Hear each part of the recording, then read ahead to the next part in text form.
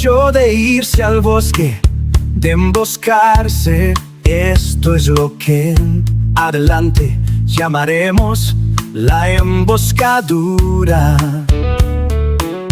Contemplamos, o sea, que hacemos un templo con la libertad de la persona singular en este mundo. Ernst Jünger en la emboscadura. Somos una casa de letras, un lugar para encontrarnos en el claro del bosque.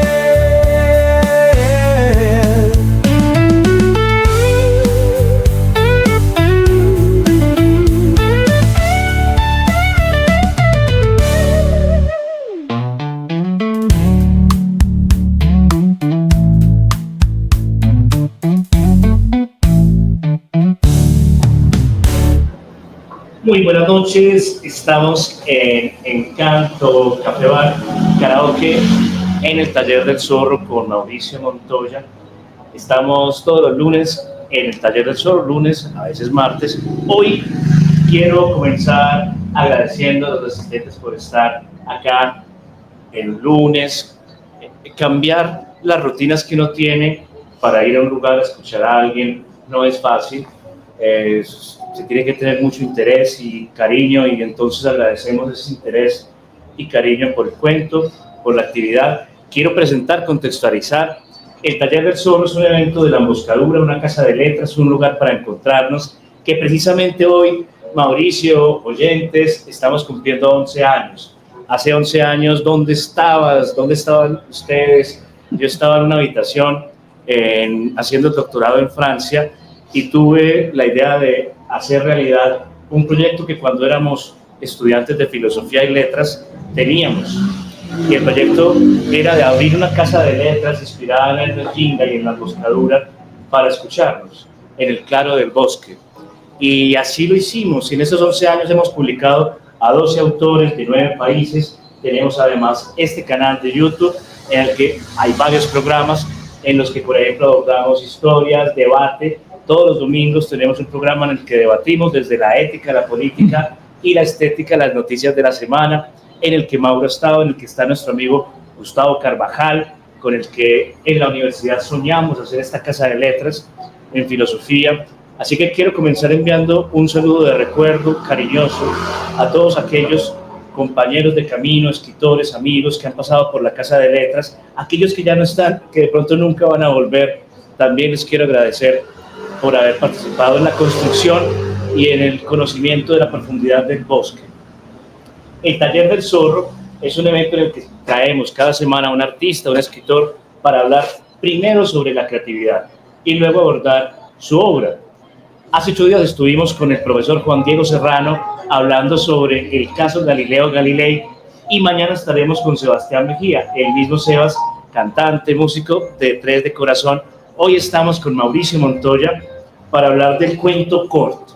Entonces, antes de hacerte la primera pregunta, te quiero saludar, invitar a dar un mensaje de bienvenida a los oyentes, a los asistentes. Mauro, bienvenido a la emboscadura, tu casa de letras también. Silvio, muchas gracias. Gracias a todos los que están aquí, los que nos ven por las redes, nos verán hoy o nos verán cualquier otro día. A todos ustedes por este espacio tan bonito que se crea, por la invitación y por la oportunidad de conversar, que yo creo que es una de las cosas más bellas que nos permiten estos ejercicios, ¿no? El hecho de escribir también para poder llevarlo a otra parte y de alguna manera, pues, poder poner en discusión las cosas que hay allí, eso creo que enriquece mucho, así que muchas gracias por la invitación y bueno, acá dispuestos a charlar. Gracias. Tenemos una consigna, y es luchar contra la trivialidad, contra que ese bombardeo de información al que estamos todos los días por los medios, por nuestro smartphone en el bolsillo, diciéndonos qué tenemos que escuchar, nos impida escuchar al otro, al amigo, al compañero que está haciendo una obra, que está haciendo una canción. Y hoy estamos con Mauricio, que Mauricio ha sido compañero de mi hermana, de mi padre, mío. Mauricio estudió historia, filosofía, le gusta mucho conocer las humanidades, conocedor de nuestra historia, de la violencia.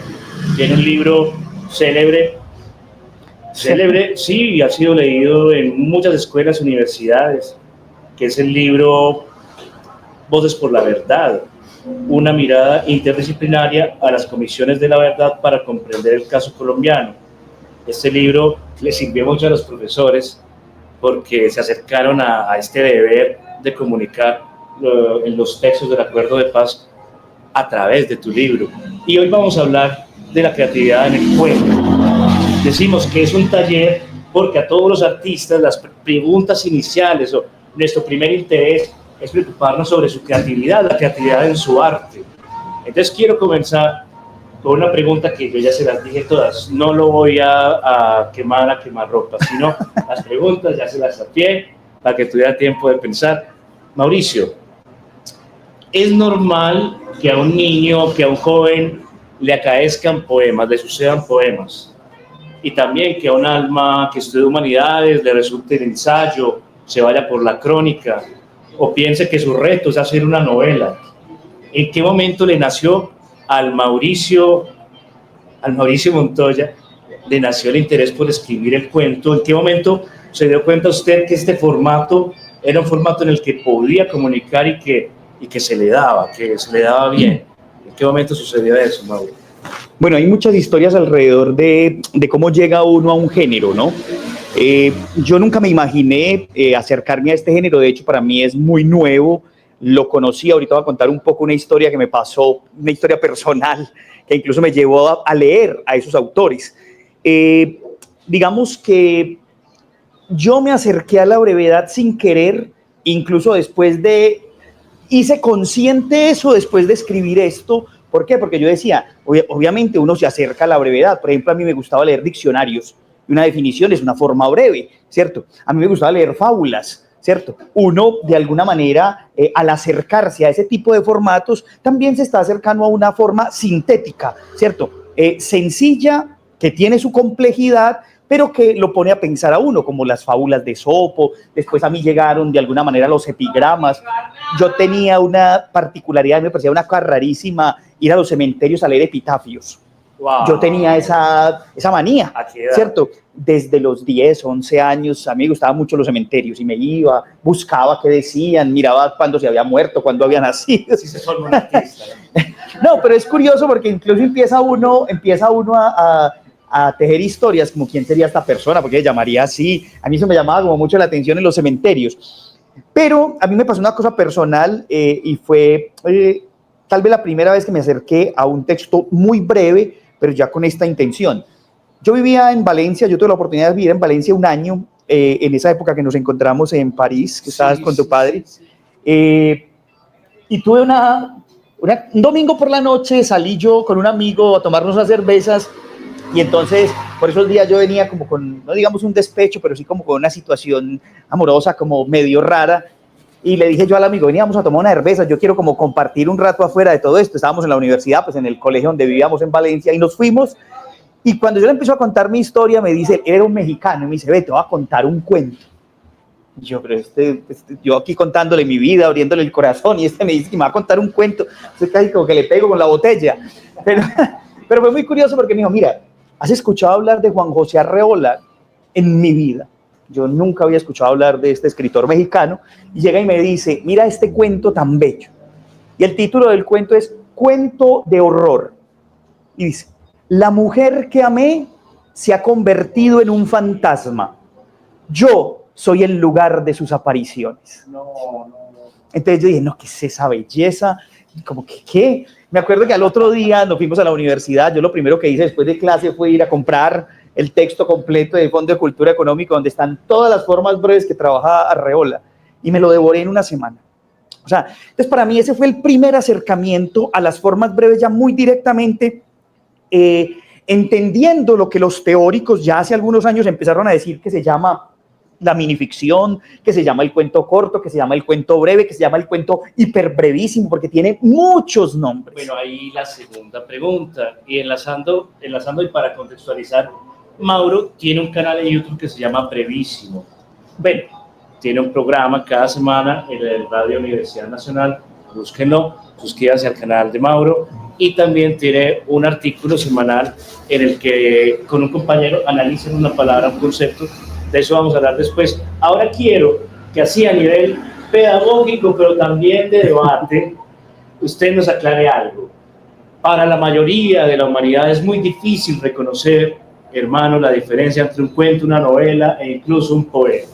Así que, ahora ya teniendo que alguien tenga, por ejemplo, los límites claros, ¿cómo le explicaría a usted a alguien qué es un cuento corto, sabiendo que desde el inicio sabemos que el cuento ya es corto? O sea, ¿qué es un cuento corto?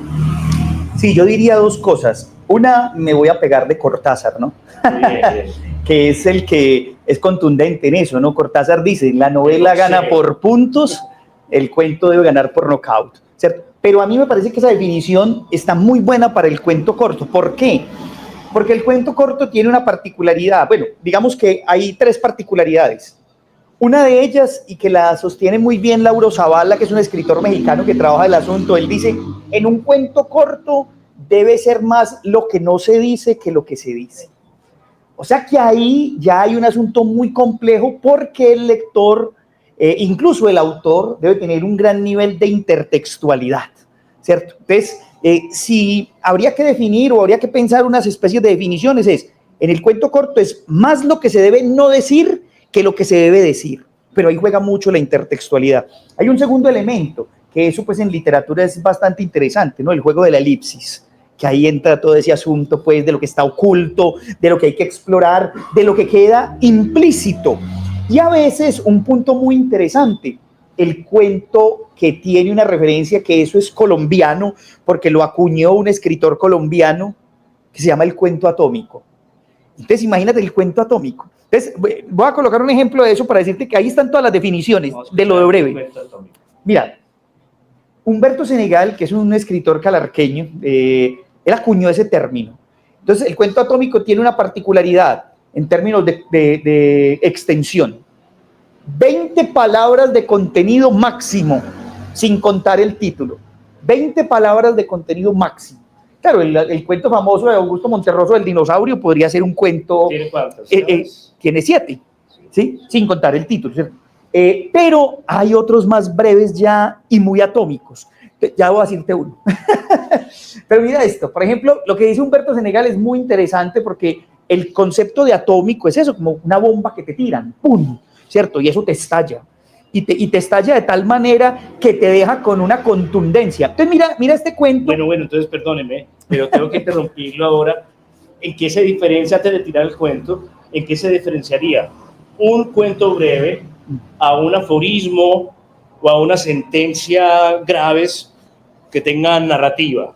¿Cuál es la diferencia? Bueno, ahí ya dijiste algo de la diferencia, ¿no? La narrativa, la historia, porque una sentencia o un aforismo busca condensar un pensamiento y se queda ahí, ¿cierto? Vos pensás, por ejemplo, en las intempestivas de Nietzsche, ¿cierto? Entonces, las intempestivas de Nietzsche, por ejemplo, las referencias que él hacía a la historia, ¿no? O incluso los mismos aforismos de Schopenhauer, son aforismos que condensan un pensamiento e incluso que condensan una teoría o incluso sistemas, ¿cierto? La sentencia pasa igual frente a un hecho, ¿cierto? Los grandes hombres que hacen sentencias frente a una guerra o el mismo Mahatma Gandhi cuando decía X o Y cosas. Mientras que en el cuento breve se puede nutrir de sentencias. Puede haber un personaje que en el cuento haga una sentencia o alrededor de un aforismo pueda construir. Uno pensaría, por ejemplo, sí, o que potencialmente se pueda convertir en un cuento. Antes de contar el atómico, con esa pregunta que vos me haces, mira esto, por ejemplo, cuando Alejandro Magno se le para al frente a Diógenes y le dice, ¿cierto? Pídame lo que quieras, ¿cierto? ¿Y qué le dice Diógenes? Quítate, que me estás tapando el sol, ¿cierto? O sea, es una anécdota, pero eso es otra cosa muy interesante, porque, por ejemplo, los anecdotarios pueden llegarse a convertir en elementos narrativos que pueden llegar a ser cuentos, cortos o extensos. Sí. Ya la cantidad de palabras es otra discusión, pero voy a volver a lo atómico para que miren esto. Yo creo que este ejemplo que les voy a dar de atómicos es muy interesante, además porque creo yo condensa toda la carreta que he echado acá. Luis Felipe Lomelí, un escritor mexicano. Les voy a contar el cuento, pero después les voy a decir la historia, porque uno escucha el cuento y dice, sí, claro, ahí está bacano. Pero después que uno conoce la historia de Lomelí y cómo Lomelí llegó a ese cuento, ahí es donde está lo que uno no sabía, lo intertextual. Cuando tú conoces eso, el cuento amplía el panorama, o sea, se vuelve un abanico. El cuento se llama El emigrante. ¿Olvida usted algo? Ojalá. Wow. Imagínate eso. 4 palabras. ¿Olvida usted algo? Ojalá.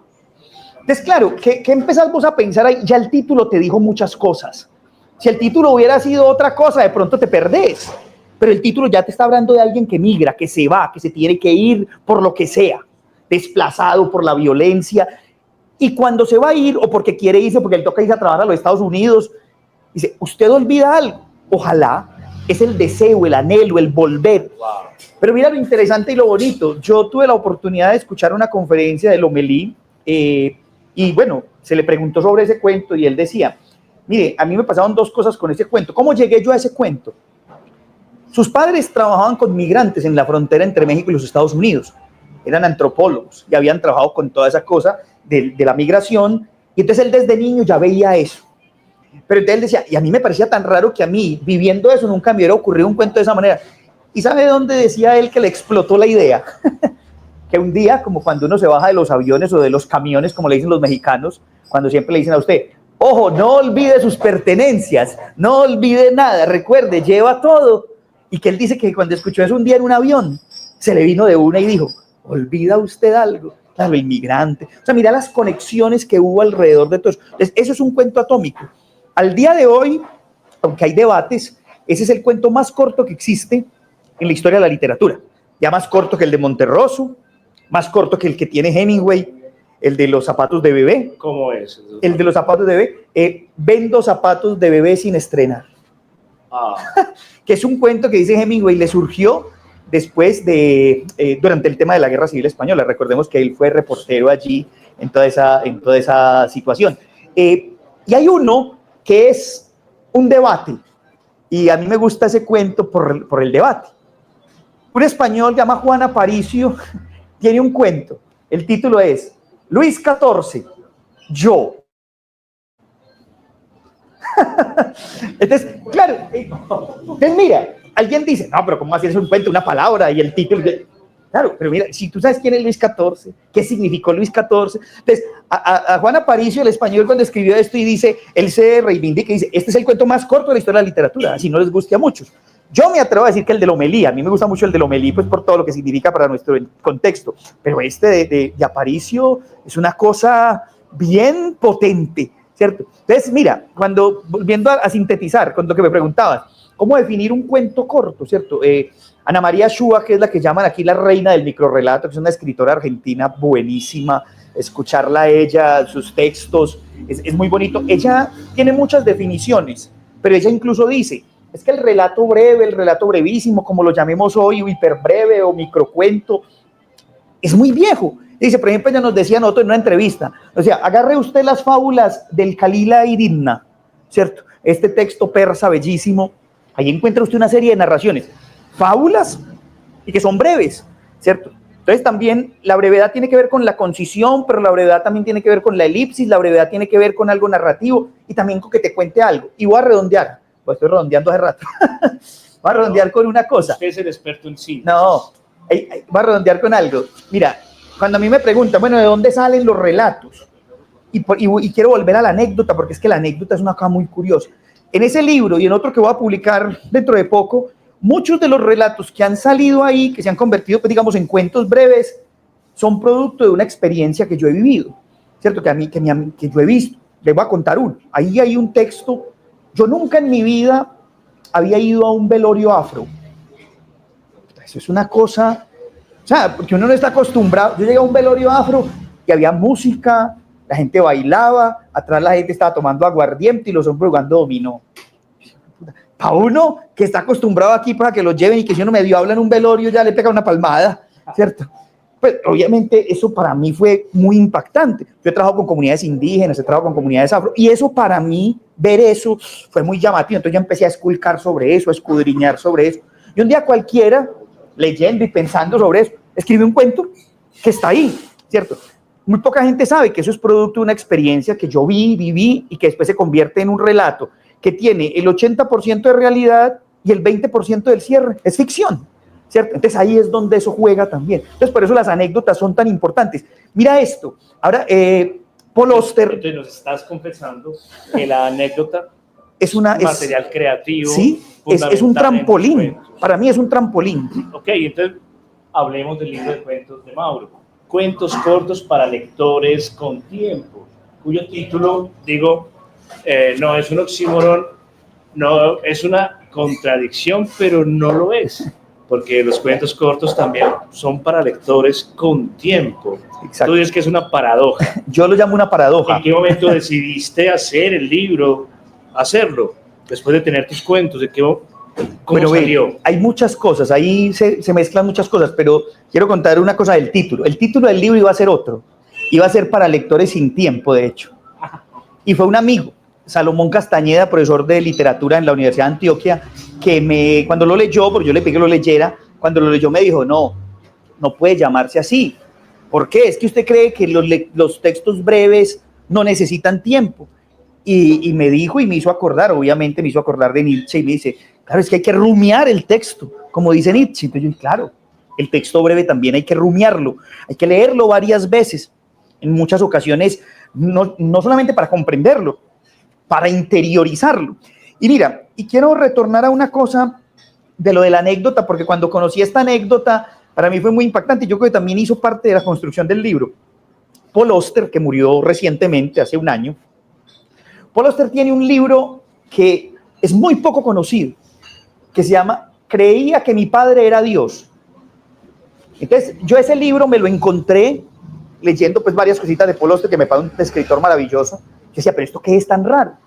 Y me voy y me leo el prólogo de ese texto, y resulta que lo que pasa es que Paul Auster estaba haciendo un programa de radio en los Estados Unidos, y él en el programa de radio hablaba de literatura y no sé qué, y bueno, hasta que un día como que se cansó, y se fue para la casa y le dijo a la esposa, pues renunció a la emisora. Y el de la emisora dijo, no, pero ¿cómo va a renunciar? Mire, proponga un proyecto, lo que usted quiera. Entonces se fue para la casa y dijo a la esposa que haría, que hacía, pues, que él no quería dejar la radio, pero que ya estaba como cansado de lo mismo. Y la esposa le dio una idea. Dijo, no, proponga por la radio que la gente de los Estados Unidos, de cualquier parte de los Estados Unidos, le mande a usted relatos breves, que no tengan más de 2 páginas, de 2 cuartillas, y que sean, ojalá, reales, y que tengan que ver con la vida norteamericana. Y entonces el tipo dice que se fue para la radio y propuso eso. Y en ese tiempo pues no existía ni el email ni el WhatsApp, estaba el cartero. Y que a reventar el buzón de cartas de la casa de Paul Auster con todas las historias que le llegaban. Este es el tipo, empezó a hacer un programa donde leyó más de 1000 historias, y después ese libro, que tiene el nombre de una de las historias que le llegó, Creía que mi padre era Dios, lo titula en honor a uno de los relatos que le llega, y son relatos de todo, de la vida americana, de la guerra civil, de la guerra de Vietnam, de todo, es impresionante. Entonces uno empieza a leer historia por historia y uno queda maravillado. Brevísimo, yo hice un programa dedicado solo a ese libro, para contar y para mostrar que la anécdota puede ser el inicio de una novela, así como el inicio de un cuento o el inicio de cualquier cosa, una crónica. Entonces ahí también hay otra cosa. Y termino con esto, lo de los cuentos para un profesor boliviano, Homero Carvalho Oliva, leyó el libro y me decía, ¿usted por qué le colocó a esos cuentos cortos? ¿Por qué no le colocó minificciones? ¿Por qué no le colocó, de otros términos que hay? A mí me gusta el concepto de cuento corto, me parece que es muy potente. Y mantiene la idea de que es un cuento, porque cuando le cambias el nombre, como dices que no, es que es minificción, estás como tratando de ocultar, pues, no, pero es que la minificción también es un cuento, ¿cierto? Entonces, ponele cuento corto o ponele cuento breve. A mí me gusta eso, me gusta la idea de mantener el concepto de cuento. Dice Memo Ángel en el prólogo, dice, se le da la bienvenida porque llega con todo tipo de asombros superiores a la mujer barbuda que pesaba 150 kilos y al hombre elefante, al enano más grande del mundo que medía unos 70 metros. El dato es de Fernando Savater. Y a la manzana de Eva, conservada en esencias pasionales en no sé qué iglesia de Alemania. Sus pequeños cuentos, dice Memo, nos dieron nos dicen que la vida es un cuento que se suma a otro cuento. Me gusta ese concepto de un cuento que se suma a otro cuento, porque tiene mucho que ver con las 1001 noches, con la construcción de la memoria colectiva, ¿no? Tus cuentos, volvemos a la literatura, te decía yo, Borges, en alguna conferencia, que a él le gustaba sintetizar también, decía que los temas en la literatura se reducían a 5: el viaje, la muerte, el amor, la guerra. Pues Mauricio Montoya explora 2 temas que Borges no tuvo por qué conocer o por qué pensar tanto en ellos: el fútbol y el suicidio. Hay muchos autores que han hablado del suicidio, pero a mí me interesa estos 2 temas tuyos porque son vitales. Y tú citaste a Nietzsche anteriormente. Hay algo de nihilismo en la forma en que afrontas el fútbol y afrontas el suicidio, porque tampoco es desde una apología al suicidio, incluso puede decir, como dice en italiano, prendere in giro el suicidio. Te burlas un poco del suicidio en tus cuentos. La pregunta es honesta: ¿por qué te interesa como escritor abordar los temas del fútbol y del suicidio? Bueno, el fútbol es una cosa bastante curiosa, digamos, en mi vida. A mí desde muy niño me ha gustado, sobre todo, explorar asuntos que tienen que ver con el fútbol, no solamente en la cancha, sino en todos los asuntos históricos. Por ejemplo, una cosa que me llama mucho la atención, que fue de las últimas cosas que he leído sobre fútbol y sociología política, que fue, por ejemplo, enterarme con más detalle. Sabía algo, pero no me había enterado con tanto detalle, de cómo, por ejemplo, las barras bravas de los equipos de Serbia, de Belgrado, fueron los ejércitos que hicieron las masacres como las de Bosnia-Herzegovina. O sea, las barras bravas, había un tipo que llamaban Arkan, que era como decir el duro de una barra brava en Serbia, y Milosevic lo reclutó para que, además de convertirse en una figura política, pues dentro del mundo social y captar a los pelados, las barras se convirtieron en ejércitos privados, que eran como los paramilitares nocturnos que llegaban a los barrios a arrasar con todo. Entonces es una cosa, o sea, mírate, por ejemplo, entender el conflicto de Yugoslavia, que es una cosa tan compleja, a partir de una arista como el fútbol. Entonces uno dice, hijo de madre, aquí hay una cosa, y hasta hoy, mira, por ejemplo, que un tipo en un estadio de fútbol albanés salga corriendo haciendo la figura del águila con las manos.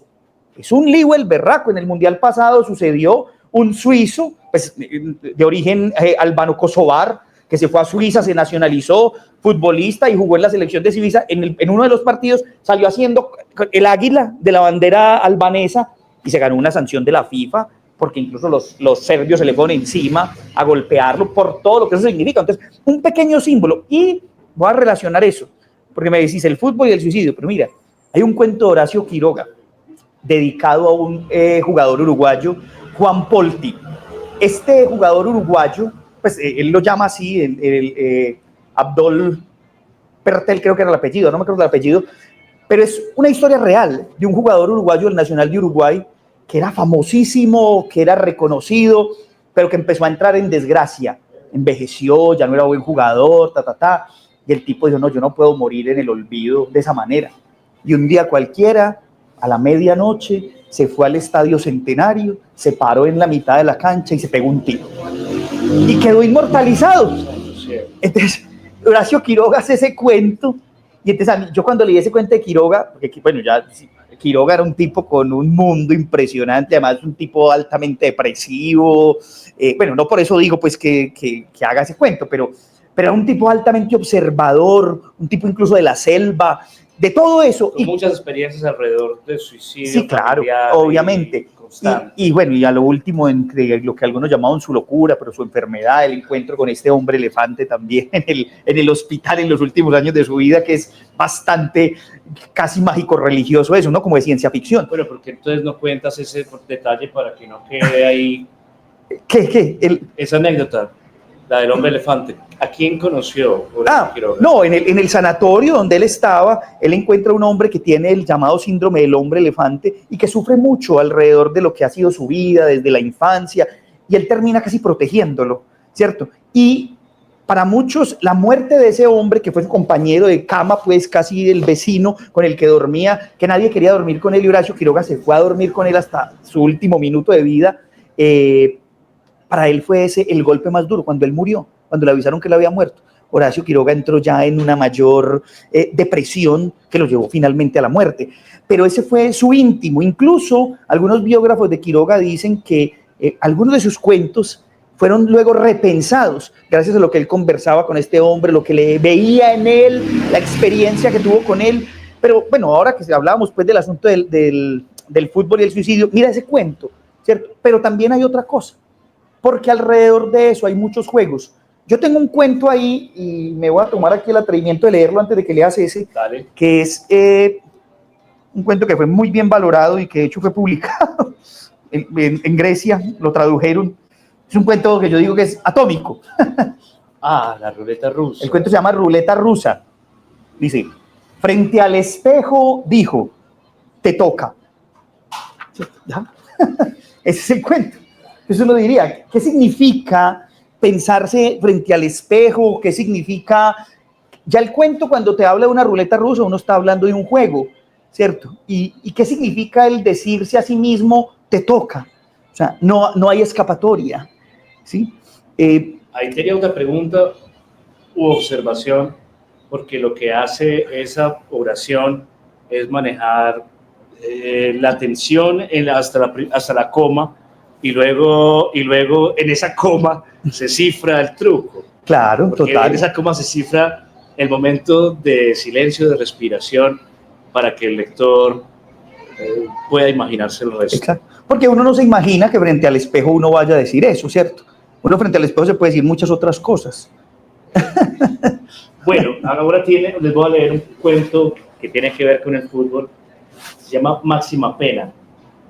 Ojo al cambio de título, no es pena máxima.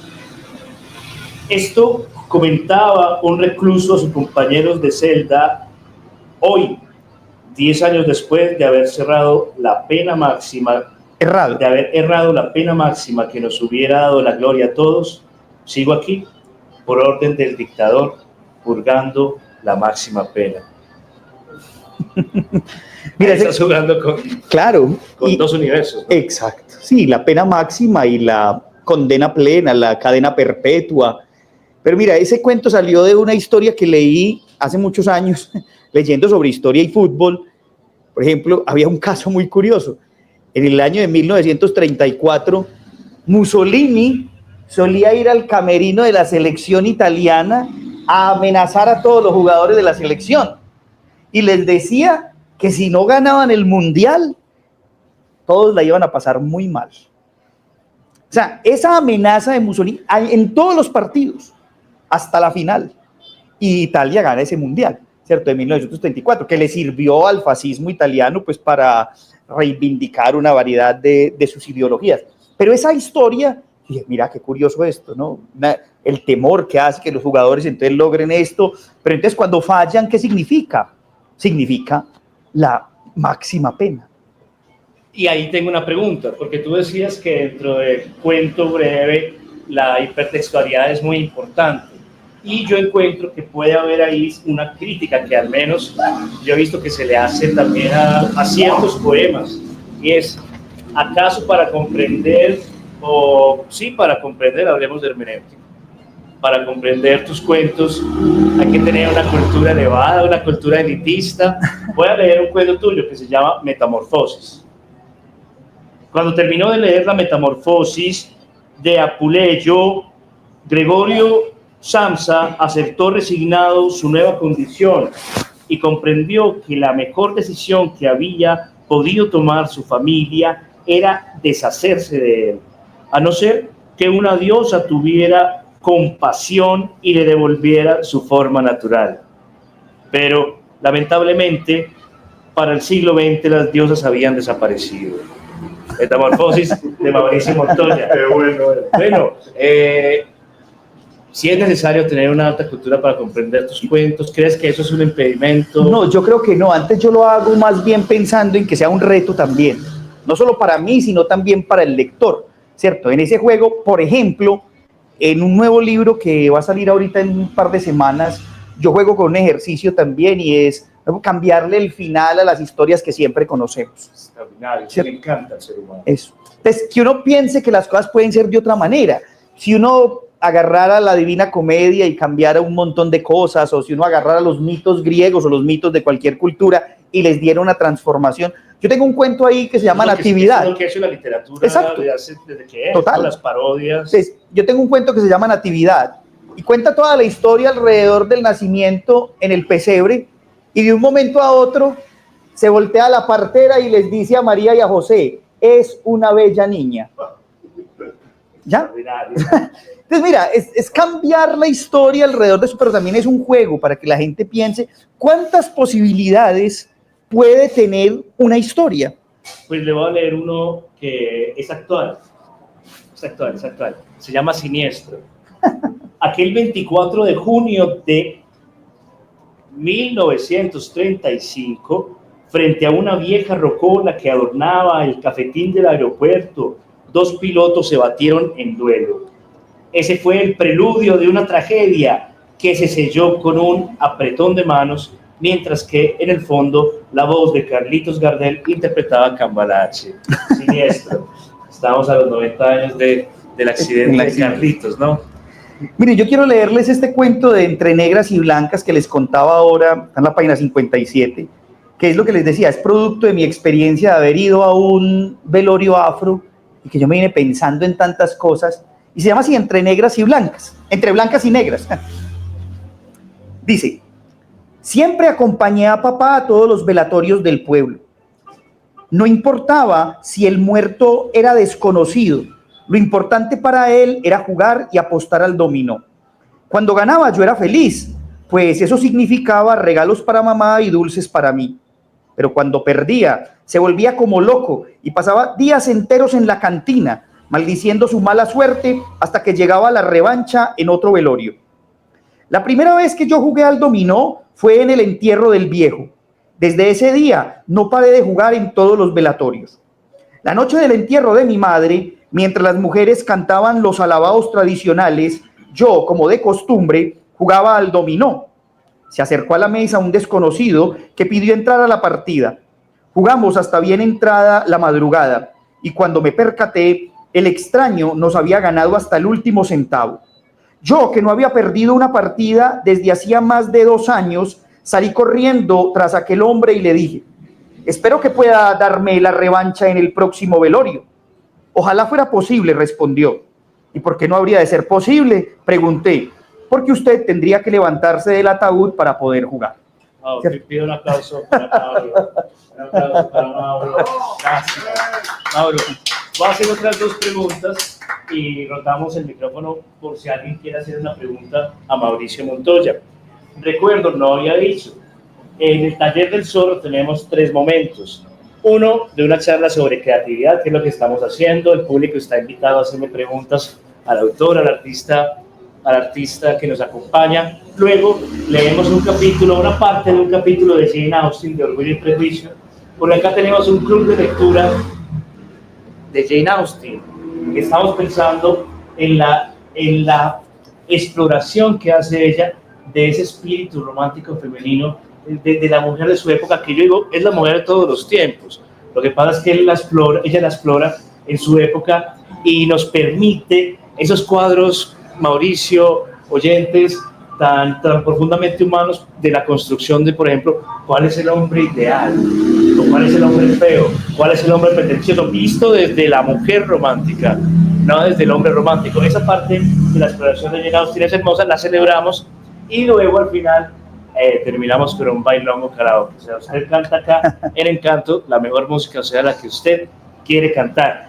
Mauricio, el cuento breve, y usted ya lo ha dicho, yo tenía preparada la pregunta, tiene como hermana la fábula. En sus cuentos, y bueno, el cuento tiene como búsqueda tampoco ser un productor de moralejas, sino de reflexiones, sentimientos, pensamientos, más que de dogmas, ¿no? De apotegmas.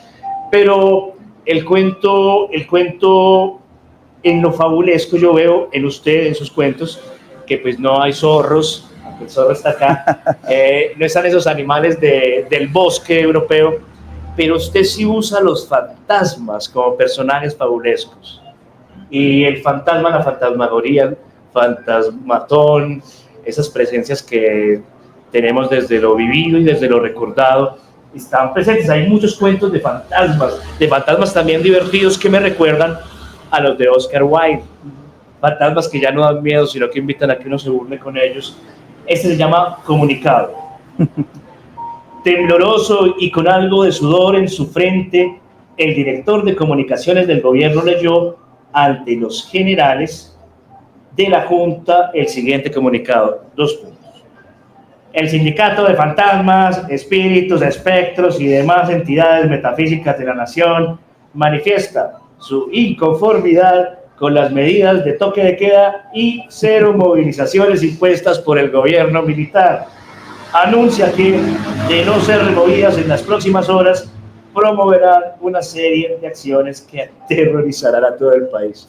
Extraordinario este comunicado del sindicato de fantasmas. ¿Por qué los fantasmas?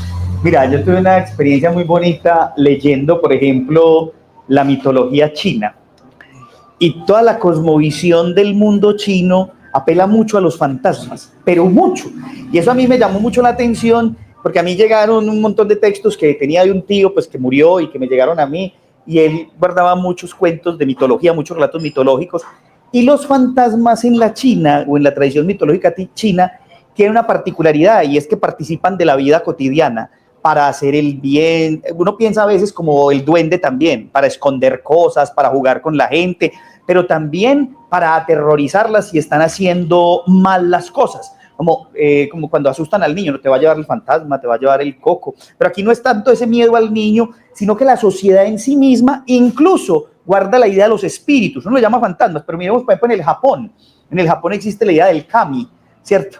Ese espíritu que sigue rondando. Hay muchos kami, los kami de la naturaleza, el del bosque, el del mar, el de los lagos, pero los espíritus siempre siguen venerados, y por ejemplo en las casas de los japoneses existen los kamidama, que son pequeños altares donde siempre se recuerda el antepasado. Y acá en América... Sí, también, pero mira que eso es una tradición que nos vino a nosotros, ¿cierto? Aquí hay un recuerdo del antepasado de otra manera, siempre está el recuerdo, pero a veces el fantasma es como temeroso, a uno le tiene miedo a los fantasmas. En cambio en China, en muchas tradiciones mitológicas, no, antes invocan al fantasma para que los acompañe, para que les haga un favor. Entonces esos relatos de fantasmas a mí me llamó mucho la atención cuando los encontré, y muchos de los relatos van por ahí también, ¿cierto? Juegan como con esa idea. Y aquí este es producto de uno pensar en América Latina, en las dictaduras militares, ¿no? ¿Cierto? Las dictaduras militares que siempre imponían el silencio, el terror, el miedo, el toque de queda. Entonces, que sean los fantasmas los que se enfrenten a la dictadura militar. Uno podría decir, ¿quién tiene más miedo? ¿Cierto? ¿La dictadura militar o los fantasmas? ¿Quién tiene más miedo? ¿La dictadura militar o los fantasmas? Me recordaste los fantasmas de la dictadura. Que Juan Rulfo nos hace cambiar cuando leemos Pedro Páramo, y de repente en algún momento nos damos cuenta que nosotros también somos fantasmas. Lubina. Estamos camino a ser. Lubina. Quiero leer otro cuento antes de hacerte una pregunta como compilador de un nuevo libro que va a presentar esta semana. Criminales corrientes. Un cuento también que tiene intertextualidad, hipertextualidad. La policía bonaerense concluyó que los sospechosos no eran criminales corrientes. Los golpes perpetrados en San Telmo, La Recoleta y Palermo no eran comunes. Además, las pistas eran confusas y aportaban poco a los investigadores. Más de 100 bibliotecas privadas habían sido robadas, y en cada una de las escenas del crimen, un libro abierto, regularmente asociado con temas policiales o detectivescos, era la única pista. 3 años de investigaciones y millones de pesos invertidos en detectives, epigrafistas, libreros expertos y científicos sociales, la banda fue capturada en la avenida Corrientes de Buenos Aires, justo en la misma librería en la que Humberto Eco, en 1970, encontró un viejo libro que, según él, ayudó a la inspiración de su gran obra. En su última acción, la banda había dejado como pista el nombre de la rosa. Criminales Corrientes, de Mauricio Montoya. Ese cuento Es tiene un juego. Ese cuento tiene una curiosidad. Yo viví en Argentina 2 años y había una historia de una banda que robaba bibliotecas privadas en La Plata. Y a mí eso me llamaba mucho la atención. O sea, una banda de gente robando bibliotecas privadas. Obviamente robaban pues libros de primera edición y todo este tipo de cosas, pues que eran textos que iban a ser muy bien vendidos en el mercado negro, ¿cierto? Entonces, duraron como 3 o 4 meses. La banda no la desmantelaron, dejó de operar. Se cansaron, se dedicaron. Yo le decía a un amigo en Argentina, sería que robaron tanto estos huevones que dedicaron fue a leer ya. Robaron tantos libros que se dedicaron a leer. Finalmente, allá tenemos que leer. Puede ser también una banda de jubilados o de adolescentes. Qué bueno pensar eso, una banda de gente que robe libros. Mauricio va a presentar en los próximos días un libro porque él también es antólogo, ¿no? Alguien que hace antologías, es un antólogo, hace antologías, ha hecho una de cuentos, ahora nos presenta una sobre Gorgona. Sí. Cuéntanos, por favor, un poco. Bueno, tengo unas que les cuento rápidamente. Ahorita en julio tengo la oportunidad de estar en la Feria del Libro de Ayacucho y la de Lima, en Perú, ambas. Y allí voy a presentar 2 libros de los que soy antologador o compilador. Uno de cuentos atómicos. Suena mejor antólogo. Uno de cuentos atómicos, donde aparecen 45 autores de distintas partes de América Latina, desde México hasta Argentina, cada uno con 5 cuentos atómicos, como lo que les contaba ahora. Y voy a ser también compilador o antologador de un libro de cuentos breves infantiles, que tiene la particularidad de tener máximo 200 palabras, hay unos cuentos muy bellos ahí, que logramos pues reunir con autores también de distintas partes. Y desde hace 1 año y medio aproximadamente, a raíz de una cosa de esas que pasan, anecdóticas, como te contaba ahora y le contaba ahora a los amigos acá en la mesa, por cosas de la vida, conocí a un señor que fue uno de los últimos presos que estuvo en Gorgona.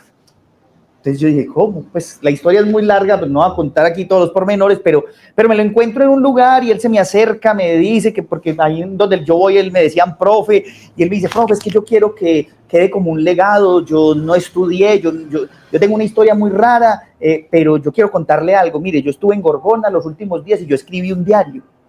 Y entonces el otro día me llevó el diario, me lo llevó y yo me lo llevé para la casa impresionado. Yo leí ese diario y a mí se me ocurrían 10.000 cosas, una novela, escribir cuentos. Yo decía, ¿pero qué hace uno con esto? Y claro, y el año pasado precisamente se cumplieron los 40 años del cierre de Gorgona. De hecho, algunos dicen que es este año que se cumplen en realidad los 40 años, porque Gorgona, aunque cerró por un decreto en el 84, en mayo del 84, en realidad se mantuvo activa 1 año más, hasta agosto del 85. O sea, sería que ahorita en agosto estaríamos cumpliendo apenas los 40 años del cierre. Pero bueno, eso queda ya entre la leyenda y todo lo que... El señor me dice que en realidad fue hasta agosto del 85, porque ellos estuvieron allá hasta agosto del 85, ya no como prisioneros, pero sí estuvieron allá, que desherbando, que limpiando, que tumbando unos muros. Las historias del señor son impresionantes. Entonces, después de eso, yo me reuní con unos amigos que son los que me acompañan en este proyecto, Heymar, Marín y Uber Rúa, compañeros pues de andanzas. Y dije, ¿qué hacemos con esa vaina?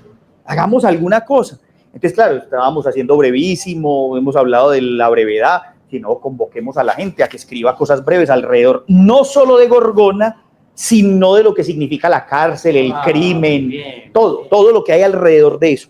Entonces, se lograron sacar en realidad 8 libros, el 9º, que se pueden descargar todos, es el diario del señor, completamente escaneado, está completico ahí, se puede leer completo, y los otros libros son un libro donde están microcuentos y cuentos atómicos, otro de cuentos, hay uno de crónicas, hay uno de historias, por ejemplo, hay uno de cartas, pero para dar 2 detalles que son, bueno, varios, pero 2 detalles que son muy llamativos. Uno, por ejemplo, un guardián del IMPEC, hicimos un trabajo en el IMPEC con los chicos y las chicas privados y privadas de la libertad.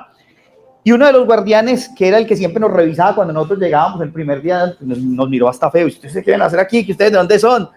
man, nos teníamos el permiso ya, pues, no, mire, es que venimos a hacer este taller. Bueno, y con los días, porque él siempre nos recibía, yo le decía a los amigos, este man sería que pidió turno para siempre requisarnos a nosotros, ¿o qué?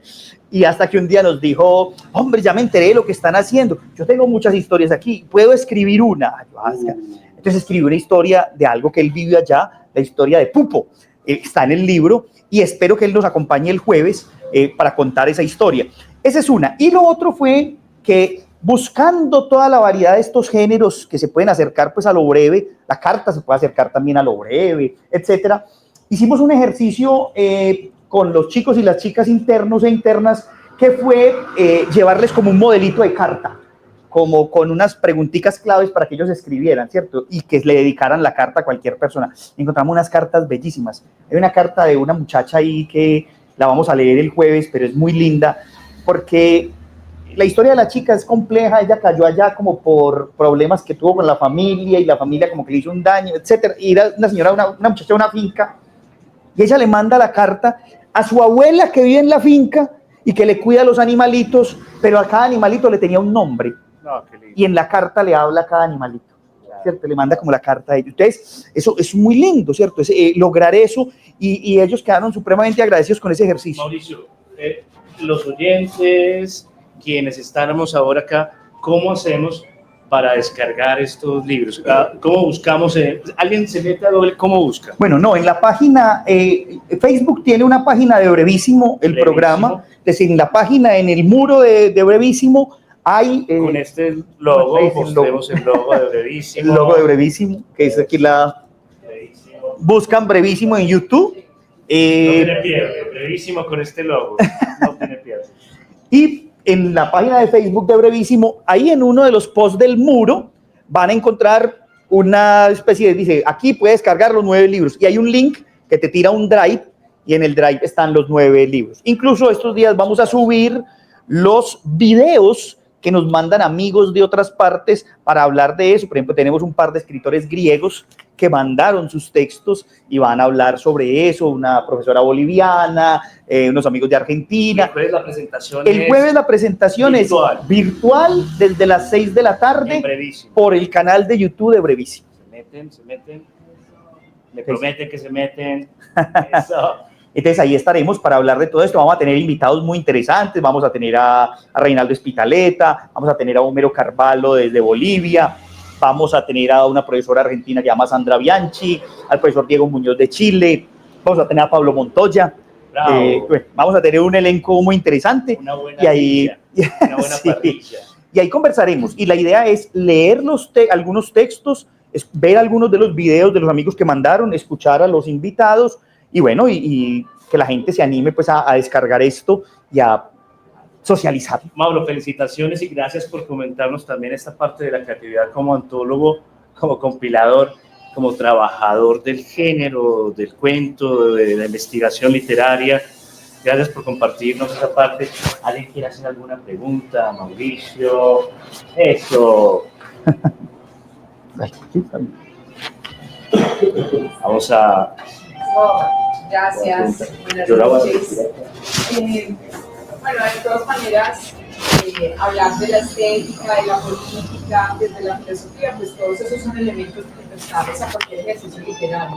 Pero a mí sí me parece importante hablar un poquito cuál es su posición en términos de una responsabilidad social o de una responsabilidad política frente a cualquier contexto. ¿Cierto? Es decir, usted como creativo alrededor de la literatura, me parece, para mí es más respetuoso decir eso, hay una creatividad, una industria creativa alrededor de lo literario. ¿Cuál sería la responsabilidad acá social? Entonces, ¿cierto? Hay una responsabilidad social, hay una responsabilidad política, porque de todas maneras no la jugamos en torno a lo creativo sobre lo literario. Lo creativo se lo tiene que jugar de alguna manera. Algunos son resbaladizos, a otros les dicen huevo tibio, ¿sí me entienden? Sí. Entonces, todo eso es un ejercicio muy interesante, pero en torno a eso, ¿qué podemos decir a las personas que lo están escuchando, que quieren ser creativos en un ejercicio de lo literario? Eso también hace parte de lo que se hace. Sí, muchas gracias. Yo creo que uno se la tiene que jugar, uno tiene que tener posiciones, a pesar de que estas no sean políticamente correctas, y uno obviamente tendrá diferencias ideológicas, ¿cierto? Y en ese sentido, pues yo creo que también los textos literarios dicen mucho. Voy a responder esa pregunta de dos maneras, una con un texto y otra con una anécdota que me pasó estos días. El texto se llama Lucha de clases. Las hormigas del sindicato habían sido invitadas a un espléndido banquete. Tras la comilona, el dueño de la empresa pronunció un discurso en el que habló sobre la importancia del trabajo y la inconveniencia de la protesta. No hubo aplausos. De inmediato, los guardaespaldas ingresaron al recinto con el fin de contener cualquier situación de anormalidad. Eran osos hormigueros bien entrenados. ¿Cierto? Este es fábula. Pues, total. Hormigas, osos. Este es un cuento que muestra claramente también una posición frente a un hecho, ¿cierto? Un tema laboral, el tema sindical que ha sido tan vituperado, tan atacado. Uno sabe que dentro de esos fenómenos también existen cosas turbias, pero más aún, a pesar de ello, yo me la juego por muchas de esas cosas. Y la segunda que les voy a contar es la siguiente. Esta semana una amiga venezolana me escribe y me dice: Mauro, voy a hacer un evento con unas entidades del Estado en Venezuela, unas empresas privadas, y queremos hablar alrededor de los recursos naturales. Entonces me dices que, y uno de los recursos es el agua. ¿Tú tienes algún cuento breve que pudiéramos leer ahí? Yo le dije, ¿no quieres saber la respuesta? y me dijo, no, pero mándamelo. Y yo se lo mandé, ¿cierto? Y obviamente no gustó, pues me dijo, uy, no, Mauro, yo no puedo leer eso allá, qué problema. Sí, no, ya eso es decisión tuya, ¿cierto? El cuento que va a salir en mi próximo libro es un cuento donde yo hago una crítica fuerte a las mineras que de un momento a cualquier momento se roban un río, lo cercan, lo desvían y hacen del río cualquier cosa.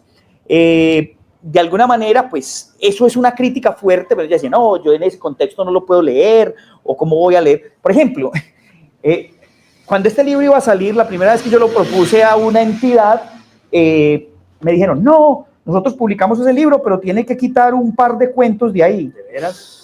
Yo dije, no, pues hermano, entonces muchas gracias, mejor yo busco... En plan auténtica censura, ¿no? Sí, pues, pero fue una censura delicada, ¿no? La de la censura es que te digan quitados. Una censura delicada es, ¿por qué no los cambiás y esos los presentás en otro momento? Yo hago un paréntesis porque como lector y observador, creo que a veces es mejor que otro lo diga, que lo diga uno mismo. No, Mauro, eso es lo que no solamente en sus cuentos, sino también en su escritura y en su investigación, tiene mucho compromiso social. Y no leí cuentos al respecto, precisamente por explorar otro tipo de creatividad, pero sí hay muchos cuentos. Por ejemplo, que les digo, se llama Orgasmos. La lectura del Sagrado Libro del Cantar de los Cantares genera un éxtasis igual al que alcanzaba Santa Teresa de Jesús. Esto escuchó María en el sermón dominical y tras el final de la celebración corrió a casa para comprobarlo. Después de 3 orgasmos teresianos y 2 lecturas del texto sagrado, María comprobó que la teoría del sacerdote era real. Y eso que el médico le había anunciado un año atrás que ya se encontraba en su etapa menopáusica. Digamos que son textos que pueden convertirse también en contestatarios, de alguna manera, que buscan decir otras cosas. Como es fábula, es alegórico. Pues, entonces claro, puede criticar cualquier tipo de orden jerárquico. Exacto, entonces, en ese sentido, sí, incluso en muchos de mis textos, yo, como decía Silvio ahora, he incursionado también en la columna de opinión. Tuve una columna de opinión durante varios años que era personal, pues solito la escribía yo. Ahora la escribo con un amigo, pues una columna que tiene un sentido de búsqueda también literaria. La columna se llama Logoy, y lo que tratamos de explorar ahí es hacer como una exploración arqueológica, como diría Foucault, pues, de la arqueología de las palabras, pero también una biografía. La biografía de las palabras también tienen biografía, no solo etimológica, sino cultural. ¿Dónde pueden leer los siguientes? ¿Dónde lo pueden leer? La columna está en un periódico virtual que se llama Al Poniente. Logoy, Al Poniente, y ahí encuentran. Esta semana escribimos la columna 64, ya llevamos 64 columnas.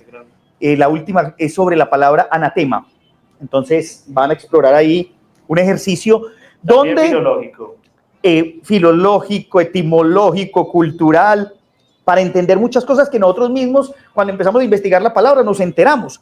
Y en ese sentido, a veces las columnas salen también con una intención, ¿cierto? Porque durante los días previos a que salga está pasando algo en el país y escribimos sobre eso, ¿cierto? Que ha causado, por ejemplo, hace un año, precisamente ahora que se armó lo de la marcha ayer, pero hace un año escribimos sobre la palabra marcha, y ahí está la palabra, pero fue hace un año, yo estos días decía, bueno, volvamos a reivindicar la columna, la palabra marcha. Escribimos sobre la palabra camarlengo, por ejemplo, que por todo lo del Papa, pero con una visión histórica distinta a la que siempre se ha tenido el famoso camarlengo. Entonces ahí la pueden encontrar. Y la de esta semana tiene como excusa la relectura que hice hace poco de una novela precisamente de Memo Ángel, quien hace el prólogo del libro, una novela que él escribió sobre el último mes de vida de Baruch de Spinoza, que se llama Entendimiento, la novela. Y es una novela sobre el último mes, el mes de febrero, en el que él está en La Haya, ya está muy enfermo y está ya en su declive.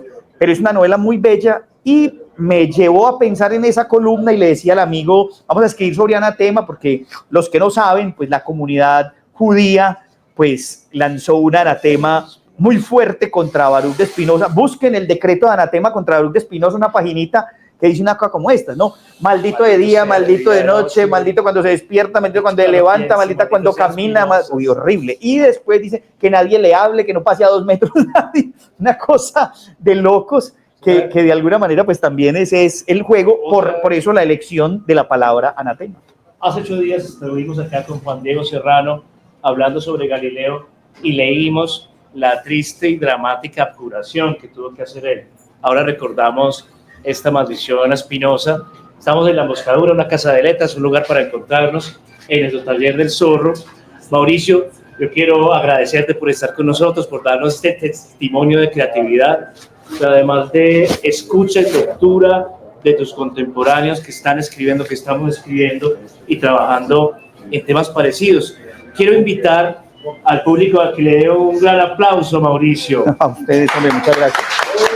A que me escriban a brevísimo en YouTube, en Facebook, y a que pasemos a la lectura con el beneficio de Gina.